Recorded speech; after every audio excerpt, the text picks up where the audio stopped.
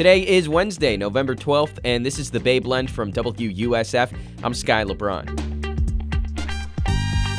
Our Caribbean neighbor, Jamaica, was just hit by a massive hurricane a couple weeks back, and a WUSF freelancer was there for it. You'll hear my conversation with him, plus some events to round out the week in the Tampa Bay region.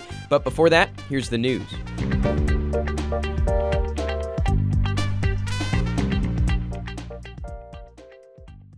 This past weekend, 4 people were killed and more injured in Ybor after a driver crashed into a bar following a police chase. Now there's debate about the best police chase policies. The Florida Highway Patrol relaxed their chasing policies 2 years ago with more emphasis on caution, like not using high-risk tactics. Theron Bowman is a police practices consultant, and he says the discussion going on right now is good stuff. The ultimate goal of police and police agencies should be keeping the community safe. There are different visions on how to achieve that goal. The newspaper TC Palm did an analysis after the policy changes, and they found that State Highway Patrol chase deaths tripled in the months after the changes. Hillsborough School District leaders want state officials to change the laws allowing charters to take up any empty space available in public schools. 28 schools in the district got letters from charters in October about possibly moving in. Nadia Combs is a Hillsborough School Board member. She says a lot of the schools targeted were for children with special needs. So that's a big concern. They targeted every single exceptional center that we have. And then also some of our new schools. The entire school board and superintendent went to Tallahassee to talk to legislators this month. Right now, the law says the public schools have to pay the costs for the incoming charter. Pinellas' school district wants you to tell them how to make their public schools better. Enrollment is down, and the district is also worried about charters coming in. District officials want your opinion on new programs, school capacity, potential school closures, and more. The first meeting is tonight at Boca Ciega High, and then there's 4 more over the next month. You can find info on the exact dates at WUSF.org. Late last month, Hurricane Melissa barreled through the Caribbean, killing more than 80 people, destroying homes and businesses, and displacing thousands. Jamaica got hit the hardest. Melissa was the strongest hurricane to ever make landfall on the island. Octavio Jones is a freelance photojournalist who's worked with WUSF on a ton of projects before, and he was in Jamaica to capture the scene before and after Melissa hit. He came into the studio earlier this week, and I got to sit down with him and talk about what he saw. He started out by comparing the Jamaican people's preparation to something similar, the hurricane season that people in the Tampa Bay region had to prepare for last year. People in the market sort of preparing, just kind of stock it up on food and water and all the basics if you go into a grocery store, and you can see that all too familiar scene.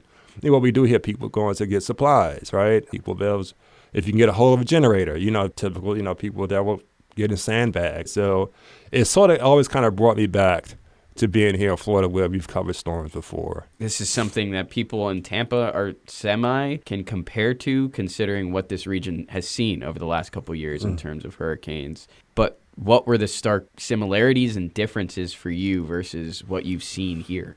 I would say the similarities was just the major structural damage that a hurricane can do. I think these smaller towns that were near Steinhatchee, again, Cedar Key, and these other towns in Perry, Florida, it brought me back to those moments last summer. What I saw, it was like, you had these homes there with somebody, if they're on stilts, or just flood damage, it's just wind damage of what a strong hurricane can do. What did you see? Oh, man.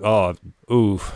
It's almost as if, it sounds cliche, as if somebody dropped a bomb on the western part of Jamaica. I mean, just trees that were just stripped of its bark, leaves, homes that were once on the foundation, totally gone. You saw shipping containers move hundreds of yards off the shore. One lady who I talked to, she said her home literally just washed into the sea. And there's this photo that I did take. This woman, she was literally standing in what was once her kitchen doorway. And you can see nothing but plaster and concrete blocks. Overall, talking to community members, what were they saying? It was almost as if everybody was in lockstep with each other, because talking to the elders in the community, I quite often would hear, it's like, I'm alive, I'm here. Thank God that I'm alive. Thank God I'm able to see you. What gave me hope as I was just sort of walking through Black River, I'm hearing this banging sound, right? This hammering sound, and lo and behold, there was a guy whose house is right next to the Black River Hospital. and he's banging on this roof. And I go over and talk to him, right? And I said, hey, man, what's going on? What are you doing? And he's like, I'm rebuilding my house. This is literally 2 days later. He is rebuilding this house. I saw this picture. It was pretty harrowing, honestly, of you holding a child. Mm-hmm. It seemed like it was in the aftermath of the storm. There's wreckage around you. I just kind of wanted to ask, how'd you end up in that situation? We were trying to figure out how to get into Black River. So we got wind of a back road of trying to get into Black River, and we were sort of going down the coastline of this road, taking the sideway in there. We saw these line of homes that were like, again, they were totally destroyed. And we saw this family. So as I was walking around, I'm taking photos. This kid just sort of kind of taps my leg, and I look around as I'm looking down. This kid didn't say anything. He kind of reaches his arms up towards me. As a dad, I was like, I know what that meant. So I pick him up, looked at me, I picked him up, and I held him for at least 10 minutes, right? And I was overcome with emotion, and I think I commented on social media. I was like, I don't know if I was consoling him or if he was consoling me, if it was everything what we were saying, right? I think for a child to see that, and I kept thinking about that when I was holding him. I was like, I wonder if he's sort of understanding like what's going on here. Thanks to Octavio for talking to me about this and for covering it on the ground in Jamaica. Just an incredible photojournalist talent. If you want to hear his conversation with Florida Matters Live and Local, WUSF's new daily radio call-in show, you can. Right now, just head over to WUSF.org. Veterans Day was yesterday, and today at the State College of Florida Bradenton campus, there's a Veterans Networking Night. It's for vets, active military, and military spouses who are looking for resources and potential opportunities for work. It's free to check out. You just have to register beforehand. It's at the West Center on campus and starts up at 5:30. This one sounds like a lot of fun. Berry House in Ybor, right off of 5th Ave, is hosting a game gauntlet event this Thursday. There's going to be more than 75 board games that are free to play. There's the family faves plus some newer ones. Hopefully not too complicated, because if you're explaining the rules of a board game to me, you got like 45 seconds before I forget what you just said, disassociate with reality, and become one with my chair. This one starts up at 4.